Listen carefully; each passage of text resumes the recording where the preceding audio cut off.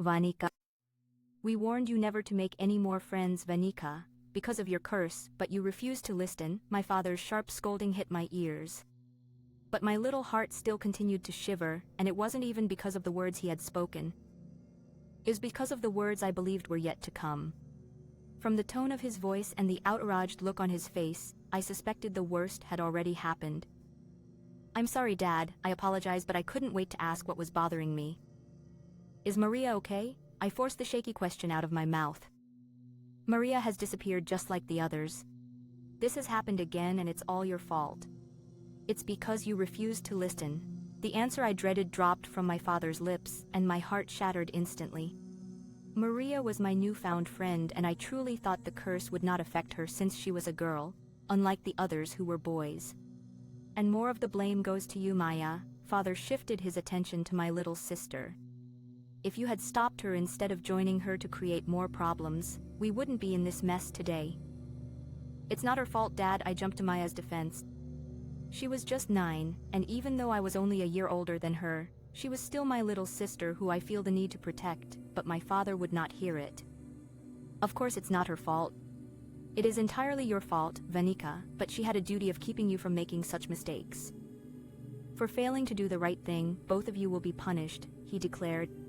I shifted my gaze to my mother, hoping she will say or do something, but she simply looked away, an action that told me we were on our own this time. Whatever punishment Dad had for us would not be easy, but I deserved it because I broke the rules. I only wish Maya wouldn't have to suffer it with me. Chapter 1. Vanika. 11 years later. I clutched the pitifully thin scrap of glittery fabric, staring at it in absolute horror.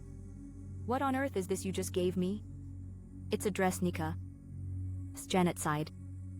She didn't even bother looking at me, entirely focused on painting her reflection in our hostel's full-length mirror. Tonight was the junior class party, a student-run milestone to celebrate our upcoming transition into senior year. It wasn't mandatory, which was exactly why my grand plan for the evening involved locked doors, oversized sweatpants, and deep sleep. I couldn't care less if the rest of the class called me a killjoy later. But Janet and my sister Maya refused to let me bow out. Maya was usually my sanctuary, the last person to drag me into social settings. But because this was a milestone class event and not some random frat rager, she had dug her heels in. "I can't wear this," I said flatly, tossing the flimsy thing onto my unmade bunk. I had never worn anything so revealing in my life, and I wasn't about to start tonight. Out of the corner of my eye, I watched Janet stiffen.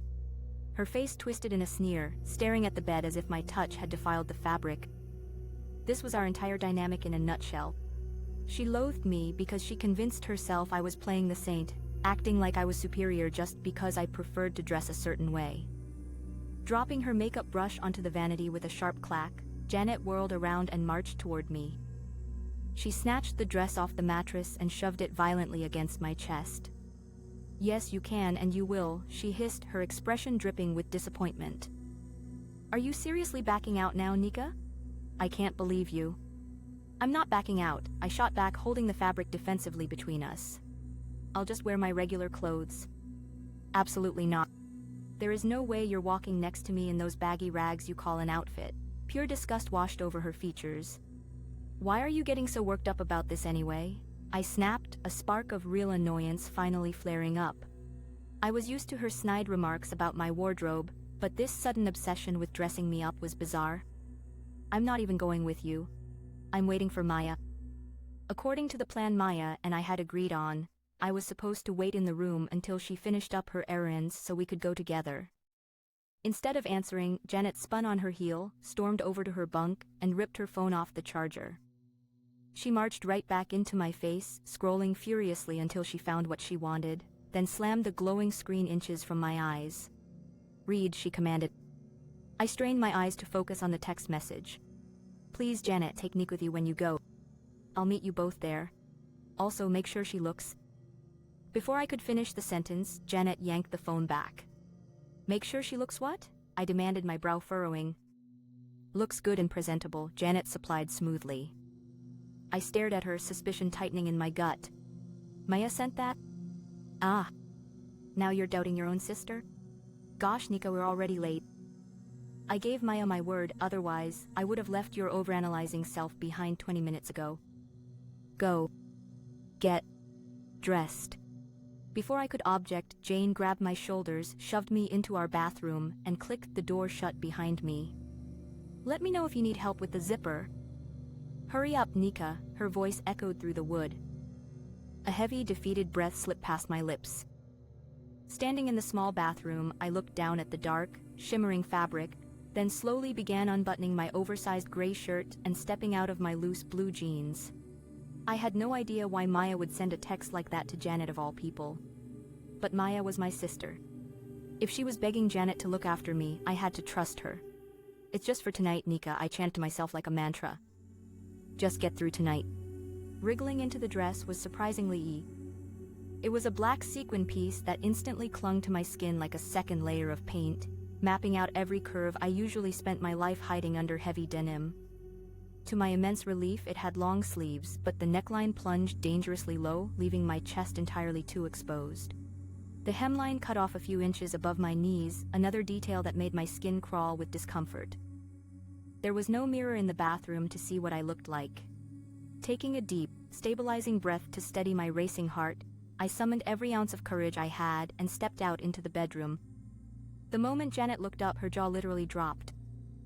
Even with my tense, awkward posture and the heavy scowl distorting my face, the transformation was undeniable. Beneath the baggy clothes was a body people noticed, and Janet looked utterly stunned to see it. You look gorgeous, Nika, Janet purred, gliding over to stand right beside me as I finally faced the vanity mirror, my face twisted in a deep frown. Why hide all this perfection from the rest of us, huh?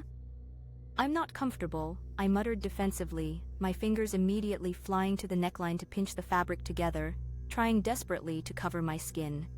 I'm just not used to this. Nonsense, Janet snapped, slapping my hands away from my chest. Stop ruining the line of my dress. She frowned, grabbing a large powder brush from the counter. You look flawless. You just need a quick touch of makeup and we are out the door. Sit down. Reluctantly, I dropped into the chair, flinching slightly as she swept the powder across my skin. 30 minutes later, the cab sped away, leaving Janet and me standing beneath the harsh, bleeding glare of a neon sign. The glowing letters mounted on the two-story building read, Cass Dream. Two massive, imposing bouncers stood guard at the single entrance, their thick arms crossed over broad chests, their stony expressions staring blankly into the night.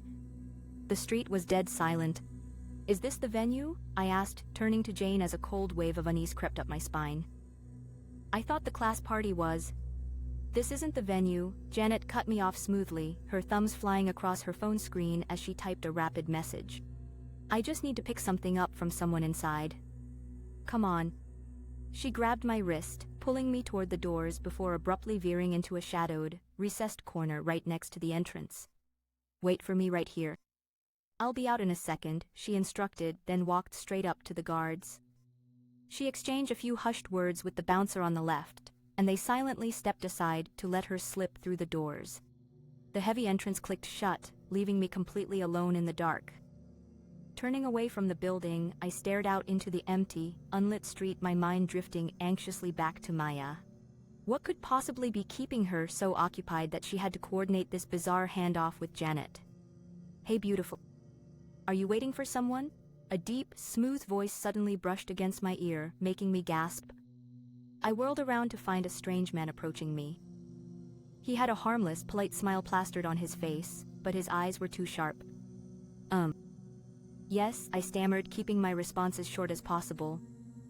I shrank back against the concrete wall, deeply uncomfortable with the slow, predatory way his gaze swept over my tight dress.